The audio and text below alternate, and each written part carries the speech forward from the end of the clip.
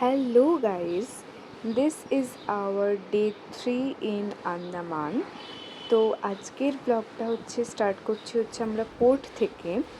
এখন আমরা port Blair থেকে যাব হ্যাভলক আইল্যান্ডের দিকে। তো আমরা এই নাউটিকার একটা ক্রুজ বুক করেছিলাম আমরা।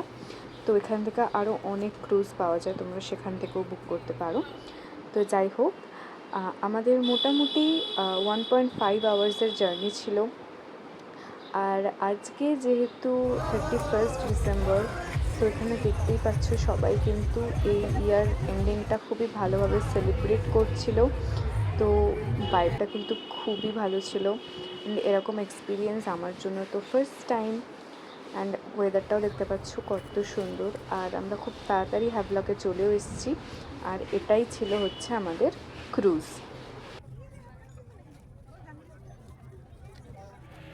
তো হ্যাভলকে নেমেই আমরা প্রথমে চলে যাচ্ছি এলিফ্যান্ট বিচে। আর আমাদের এরকম স্পিড বোট বুক করতে হয়েছে। এই বোটগুলোই কিন্তু হ্যাভলক থেকে আমাদের নিয়ে যাবে এলিফ্যান্ট বিচের দিকে। আর আমাদের দুটো বোট বুক করতে হয়েছিল, আমরা পাঁচজন করে স্প্লিট করে নিয়েছিলাম। আর দেখতেই পাচ্ছ এলিফ্যান্ট বিচে এত ভিড়, তার কারণ 1 জানুয়ারি কালকে। তো কালকে সেটা বন্ধ থাকবে, তো আজকেই কিন্তু সবাই এখানে অ্যাক্টিভিটি করতে চলে এসছে।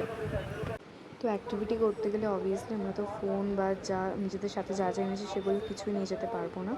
তো ওগুলো সবই রেখে দিতে হবে। এখানে লকার সিস্টেম করা আছে, দেন চেঞ্জিং রুমের ব্যবস্থা করা আছে।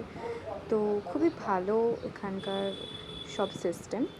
তো আমরাও সেই সব লকারে আমাদের জিনিসপত্র রেখে দিয়েছিলাম, অনেকটা লাইনে দাঁড়াতে হয়েছিল।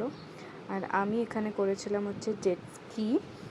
তো আমি আলাদা করে ওখানে যারা ভিডিওগ্রাফার থাকে তাদেরকে বলেছিলাম করে দিতে, তাই জন্য এই ভিডিওটা আমরা করতে পেরেছি। এছাড়াও আমাদের মা বাবারা একটা রাইড করেছিল, বাট রাইডটা কী নাম আমার ঠিক মনে নেই। বাট এখানে অনেক ধরনের রাইডস আছে ওয়াটার অ্যাক্টিভিটি করার জন্য, তো তারা সেগুলো করেছিল।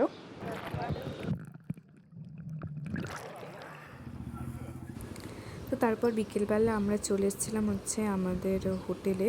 দেখতেই পাচ্ছ নিউ ইয়ারের জন্য এখানে কত সুন্দর করে এটা সাজিয়েছিল। আর তোমাদেরকে ছোট্ট করে দেখিয়ে দিই, এটা আমাদের রুম। খুবই সুন্দর রুমটা ছিল।